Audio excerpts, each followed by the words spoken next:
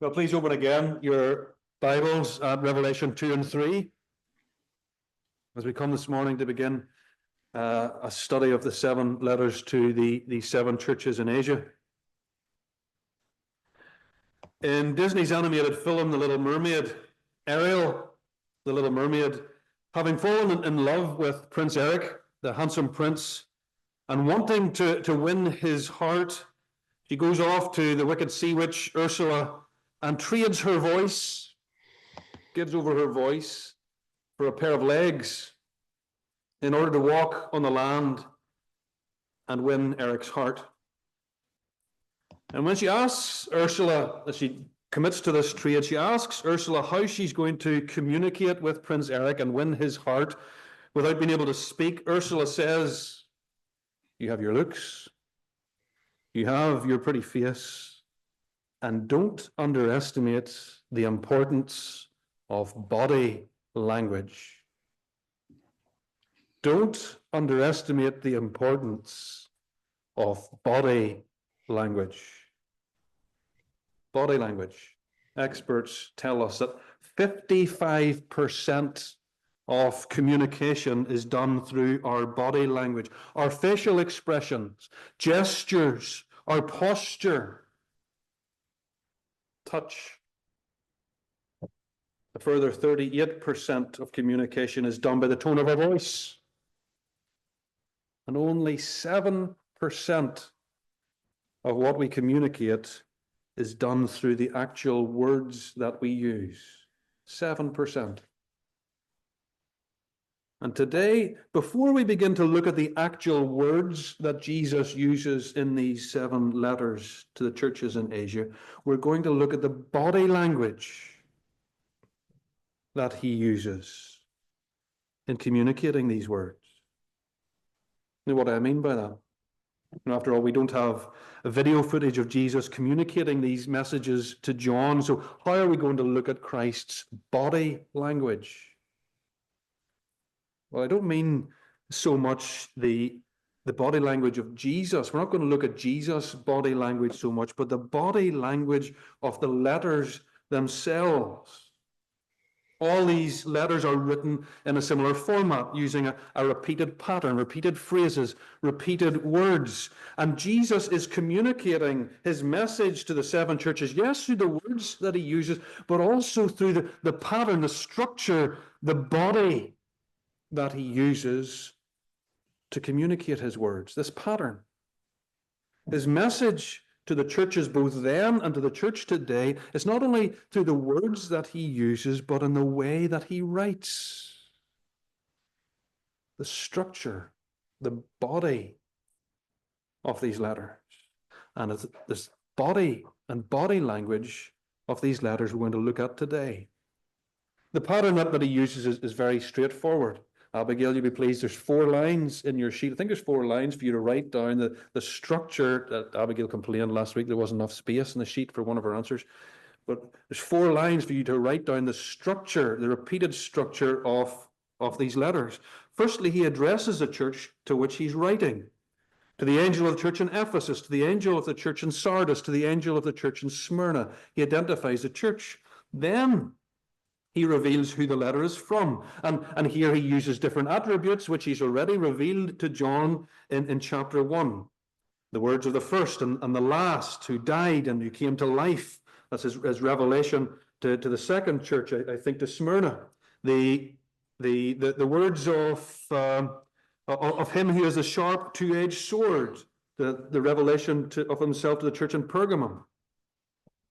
Then his words of introduction are followed by words of commendation, condemnation, and correction. For example, he says, I know your works, I know your toil, I know your patient endurance, but, commendation followed by condemnation. But you've abandoned the love you had at first. And then correction, remember the love. Remember from where you have fallen and repent. That's the pattern. Those words are followed, and again, I'm sure you picked them up. I emphasized them as we went through the letters. Words followed by a call to listen. Those who have ears to hear, let them hear what the Spirit says to the churches. And finally, he brings each letter to close with a promise to those who conquer, those who faithfully follow him. The one who conquers, I will grant to eat of the tree of life, which is the paradise of God. The one who conquers will be clothed in white garments, and I will never blot his name out of the book of life. And that's the repeated pattern that we're going to see in the coming months of these 7 letters. It's not repeated exactly in every letter. There are no words of praise for the church in Laodicea, sadly. There are no words of criticism for the churches at Smyrna and Philadelphia. But other than that, that's the repeated pattern of these 7 letters. The body language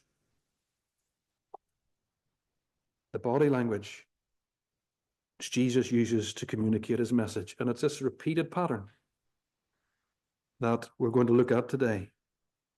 In this repeated pattern, Jesus is communicating to us. There are lessons for us. The first thing that Jesus is communicating in the body language of this letter is the care and command of Christ's church. The care and command of Christ's church. In chapter 1, Jesus said to John, he says, write what you see in a book and send it to the 7 churches. And he lists the names of the 7 churches. Then as John turns around and looks at Jesus, he sees Jesus walking among his 7 golden lampstands, representing the 7 churches. Picturing Jesus' presence in the very center of these churches, tending to the needs of these churches and those within the churches. And now in chapters 2 and 3, he writes individual letters. He dictates individual letters to each of these 7 churches, addressing them each by name. And yes, his words in chapter 1 about the 7 churches and the image of Jesus standing among these 7 golden lampstands and the 7 individual letters, yes, that all reveals Christ's care for the 7 churches in Asia Minor. But they also reveal his care for the whole church. Every church, every congregation of his church, throughout the whole of time. We've seen, haven't we? Remember how in Revelation numbers have special significance and how the number 7 represents completeness, totality, wholeness, how these 7 churches represent not only the church in Asia, but the whole church, the total church throughout the whole of time.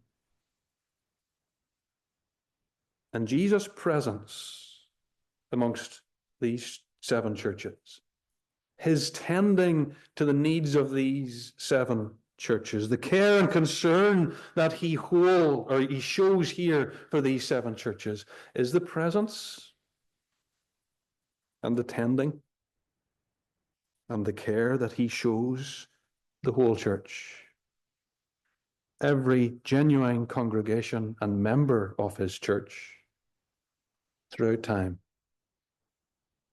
The care that he shows for these 7 churches in Asia is the care that he has for this little church in Ballyclare. And in his care, in an outward practical demonstration of his care, he sends these letters, yes, to these 7 churches, but to the whole church as a channel, a practical demonstration of that care.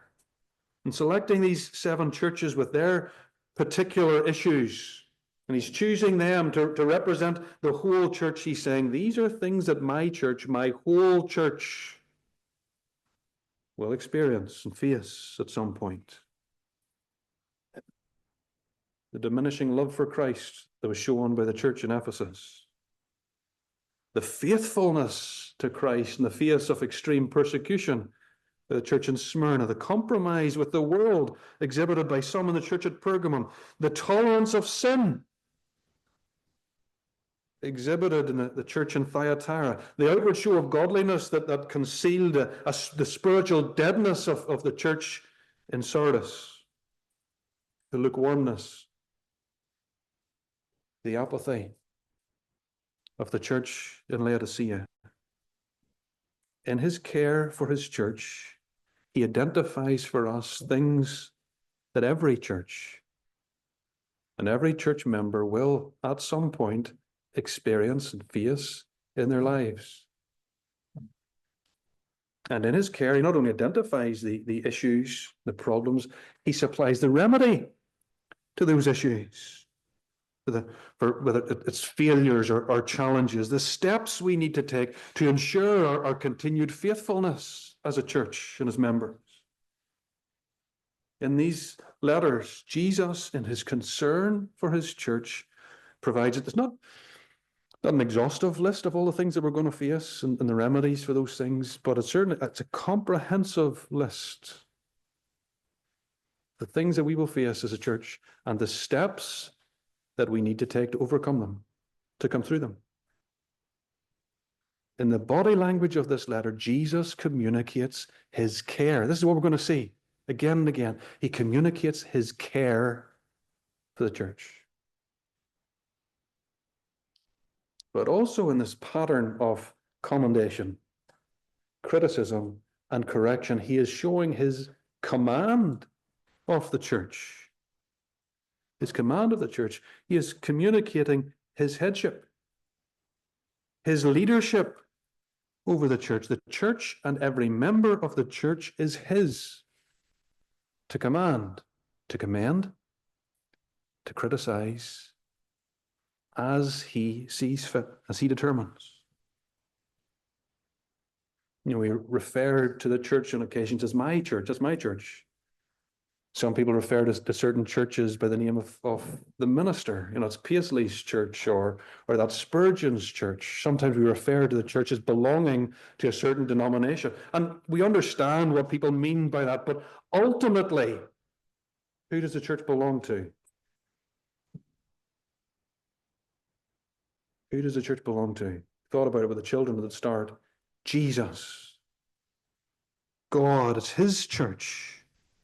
He alone has authority to direct the church, his church, as to what we believe, as to what we preach, what's preached from this pulpit, as to what we do, how we worship when we gather on the Lord's Day, how we live as members of the church day by day. It's not down to us to do what we think is best as a church. Doesn't leave it to us. It's not down to the world, society, to direct and tell us what we as a church should be doing. Oh, get out of the dark ages. Come on, catch up with the times. You're well behind the times. And society tries to tell us what we should be doing as a church. Who's it down to tell us what we should be doing, how we should be doing it? Jesus. Jesus. And being brought into the church whenever we come to faith. That's what happens whenever we come to faith. Whether we publicly become a member of a church or not, we become a member once we come to faith. We become a member of the invisible church of Christ. What does that mean? It means we come under his headship, his kingship, his authority, his control. So the commands, for you're a Christian today, the commands, the correction that he gives his church here in Revelation 2 and 3 are commands and correction that apply to you if you're a Christian today. For us to hear, yes, but also to obey. In this repeated pattern, the body language that Jesus uses in these letters, he is communicating his headship, his authority, his command of the church.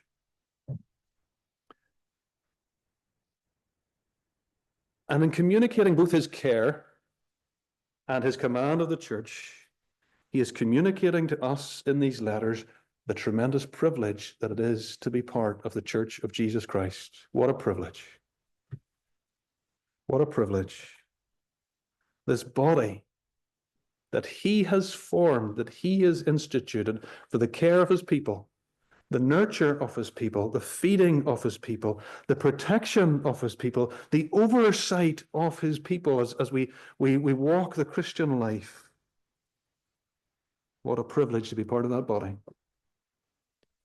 An invisible body, as I've already mentioned, we become part of whenever we come to faith in Jesus. Invisible in the sense that only Jesus knows who is truly part of it.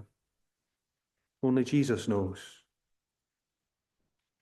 But members of an invisible body that he calls to identify ourselves with the visible church on earth. He doesn't want us to remain invisible to the world. He says, identify yourselves with the visible church on earth, become a part of it, become a member of it, my visible church on earth. This body that I have ordained for your care, for your protection, for your nurture, for your fellowship, for your oversight, for your perseverance, to enable you and strengthen you to keep on going. He says, join it. Become a part of it. Participate in it. Part of the message. Part of the message of the body language of this letter. As he directs his care towards the church in these chapters, he's saying, friends, this is where my care is found in a direct and distinct and definite way in the church. And it's care you deprive yourself of by isolating yourself from the church, either by not joining a church or by, yes, joining it, but not participating in the body life of the church. In the structure, the body language of these letters, Jesus is communicating to us his care, amazing care, and his authoritative command of the church. First point is longer than the other three, you'll be pleased to know. The care and command of Christ's church. Second thing that Jesus is communicating in the body language of this letter is the comfort and the challenge of Christ's knowledge. The comfort and the challenge of Christ's knowledge. In all 7 of these letters, Jesus' words of commendation and criticism are introduced by the words, and I emphasized them as I read through these letters. All 7 letters, the words of commendation and challenge are introduced by the words, I know. I know. To the church in Ephesus, I know your works. To the church in Smyrna, I know your tribulation. To the church in Pergamum, I know where you dwell. And in the repetition of this little phrase, I know, Jesus is communicating to his church. He's communicating to us, his people, his complete knowledge of everything about us.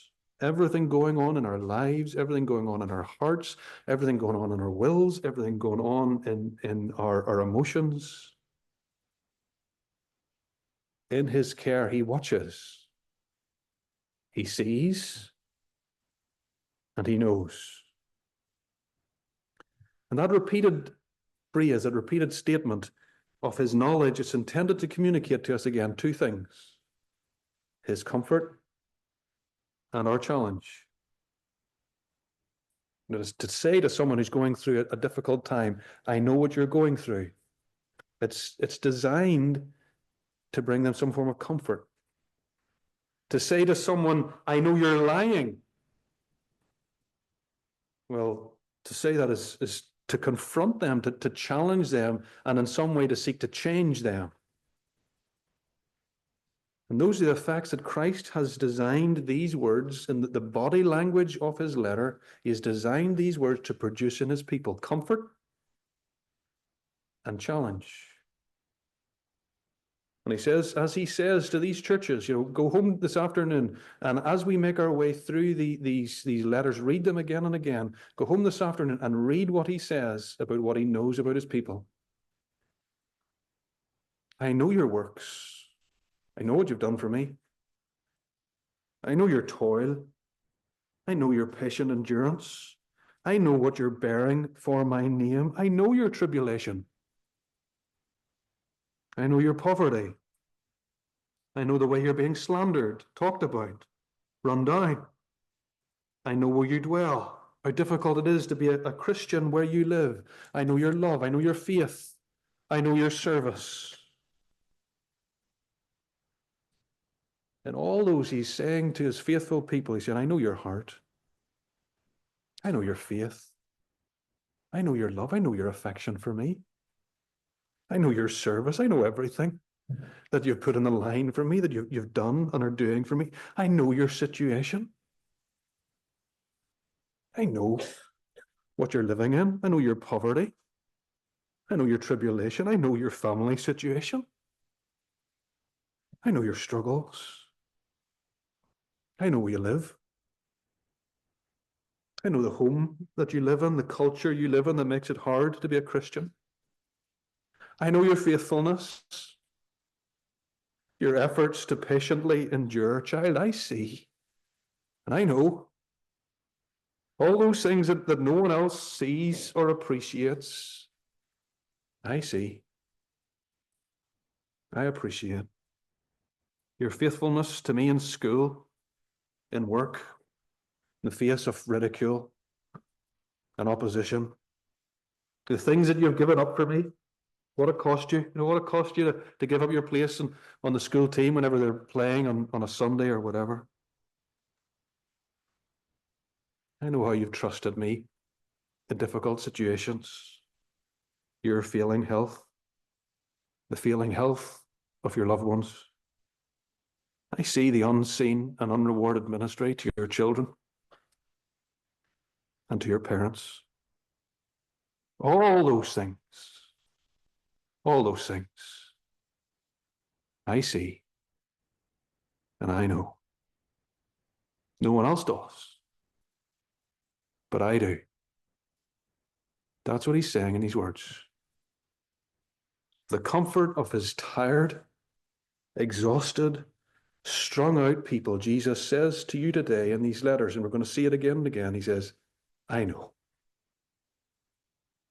I know.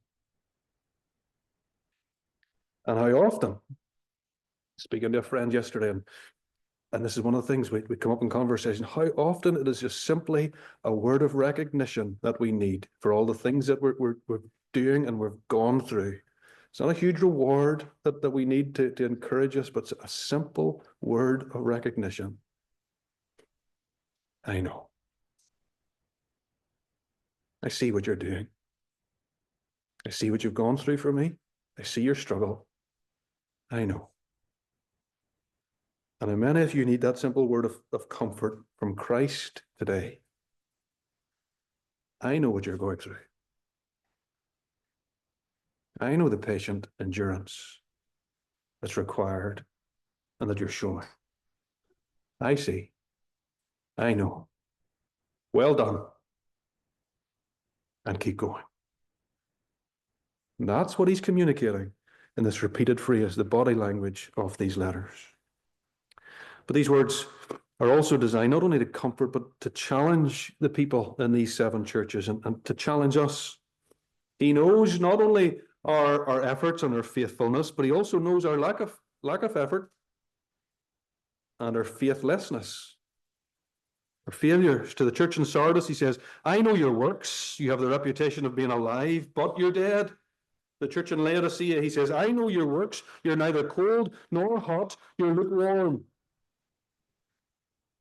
Christ's knowledge of his church includes a knowledge of our weaknesses as well as our strengths, our failures as well as our faithfulness. And he communicates that knowledge. He confronts us with his knowledge of our failures, not to browbeat us, not to compel us to give up, not as a reason to cast us off and reject us. Why does he tell us about what he knows of our failures? To bring us back to the path of faithfulness. So that being confronted with our sin, we would repent, we would change, and we would return again to the path of commitment and faithfulness, behaving as he wants us to. And that's his purpose in condemning and confronting the church with our failures, as he does in these letters, to bring his people back to the path of faithfulness. And in the coming months, as we study these 7 letters, the correction in these letters, the behavior that he's correcting in these 7 churches is behavior that will be, has been, and will continue to be exhibited by God's people in this church. In every church, every Christian, from time to time. Diminishing love, a coldness and apathy, compromise with the world, tolerance of sin. And in his love, in these letters, he is challenging us and he's calling us back. The comfort and challenge of Christ's knowledge, communicated to us in this repeated phrase, the body language of these letters. The care and command of Christ's church, the comfort and challenge of Christ's knowledge. Thirdly, and finally, the final thing that Jesus is communicating to us in the body language of these letters is the encouragement and the equipping of Christ's character and kingdom. The encouragement and equipping of Christ's character and kingdom. All 7 of these letters begin with a description of Jesus. After identifying the recipient of each letter, who the letter's for, Jesus identifies himself as the sender, describing himself with some of the attributes that he had just revealed to John in chapter 1. To the angel of the church in Smyrna, write the words of the first and the last who died and came to life. To the angel of the church in Pergamum, write the words of him who has the sharp two-edged sword. To the angel of the church in Thyatira, write the words of the Son of God, who has eyes like a flame of fire and whose feet are like burnished bronze. Descriptions of himself. And these aren't random, descriptions that Jesus plucks out of nowhere. They're descriptions of himself, attributes he chooses that speak directly to the situation being experienced in those particular churches. Attributes of Christ that speak directly to the issues being experienced by each of those particular churches. The church in Laodicea it wasn't Laodicea, it was the church in Ephesus had grown cold in their love. So he identifies himself as holding them in his hand, walking among the candlesticks, the lampstands, tending, caring, loving, nurturing his church. So that church, seeing his love for them, would start again to love him in return. To the church in Smyrna, about to face unspeakable persecution unto death, he reveals himself as the first and the last who died and came to life. A description designed, yes, to assure them of his sovereignty, but also to remind them that he died. I was faithful unto death. I suffered death at the hands of my enemies, but I conquered death. I rose again so that those who live and trust in me and die in me might rise with me. The revelations of himself are specific to the situations of the churches that he's addressing. And in this repeated pattern, this body language of his letters, Jesus is communicating. What's he communicating? He's communicating that he is key to our remaining faithful. He is key to our remaining faithful. It's by knowing him and his nature, it's by remembering him, who we are in him, whether it's his sovereignty, his salvation, his judgment, his care, remembering those things that we're unable to face the situations that he draws us into, whether it's temptation, whether it's opposition, whether it's the seduction of the world. It's by knowing Jesus, focusing on Jesus, remembering Jesus, that we overcome. He's communicating that it's his character, it's his person, our understanding and remembering his person that is key to our overcoming and our continued faithfulness. What do we need? What do we need? We need Jesus. We're encouraged and equipped to continue by remembering, focusing on his character.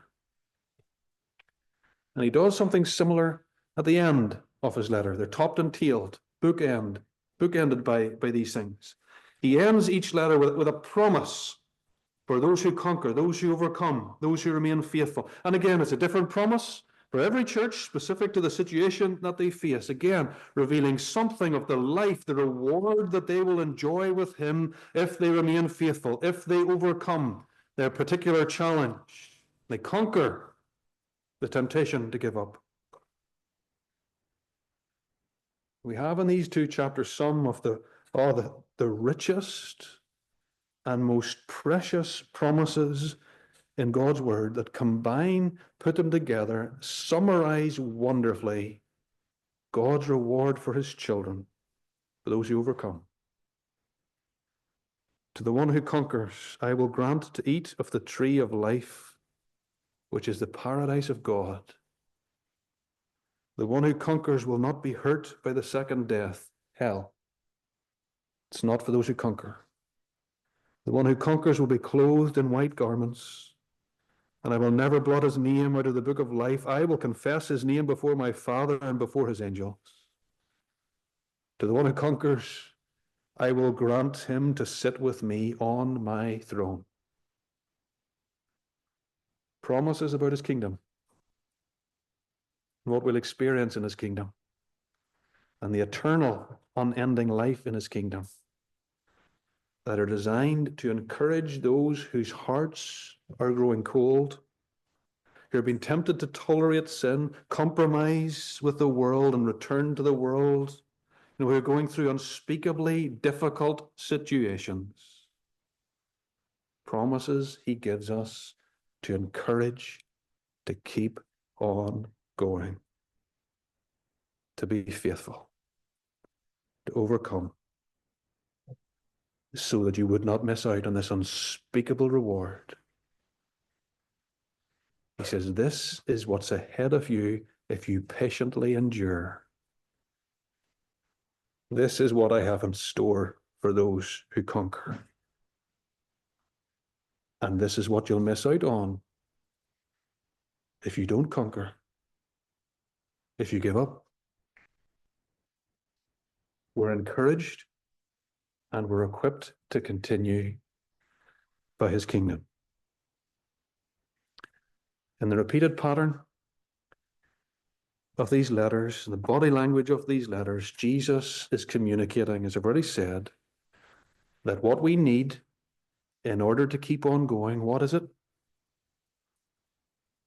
It's him, Jesus, in his person and in his promises. If you want to conquer, Jesus says, you want to overcome, you want to keep on going, you want to remain faithful, you need to remember and reflect on me, my person and my promises. You need to read about Jesus. It's a practical outworking of this. What do we need to do to keep on going? We need to read about Jesus. We need to focus on Jesus. We need to think about Jesus. Store up in our head a memory bank of Jesus.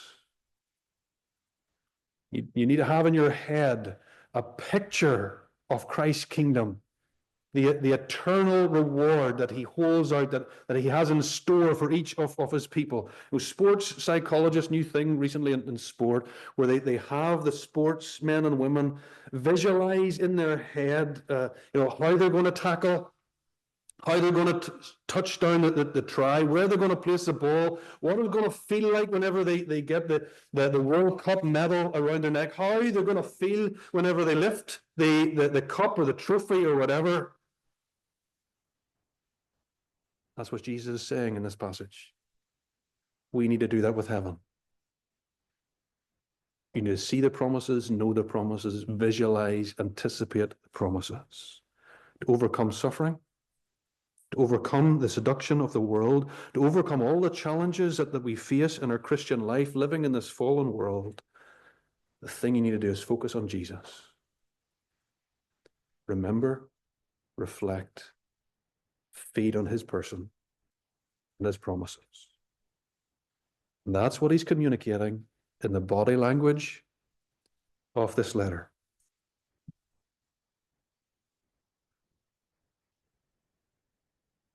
To communicate, words are important, okay? Scientists say 7% of our communication is done through words, but to communicate, words are important, vitally important. And in the coming months, we're going to look at the words through which Jesus communicates his message of care and correction to these 7 churches, to us today. But equally important in the communication of a message, or to get the right message across, to communicate it effectively. So the person that you're communicating with is in no doubt whatsoever about what you're saying. Body language is important. A message of affection. You're trying to communicate a message of affection, backed up by a smile, a hug, a warm, gentle embrace. Warning emphasized by a shake of the head, a disappointed look, or a facial expression of concern. Jesus is the most effective communicator in the world. And along with his words of care and correction that we're going to look at in the coming weeks and months, he has embedded, and look out for it every week, he has embedded this body language within his letters to ensure that we are in no doubt about his care and his love and his warmth and his affection and his well done. That we're in no doubt about his commendation. We're in no doubt about his correction. And body language he embeds in these letters to encourage us to keep on going with him and overcome and experience his reward. Ursula may have said these words, but they're nonetheless true.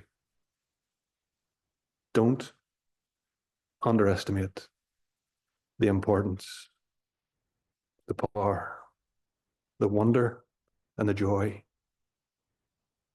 of body language. Amen.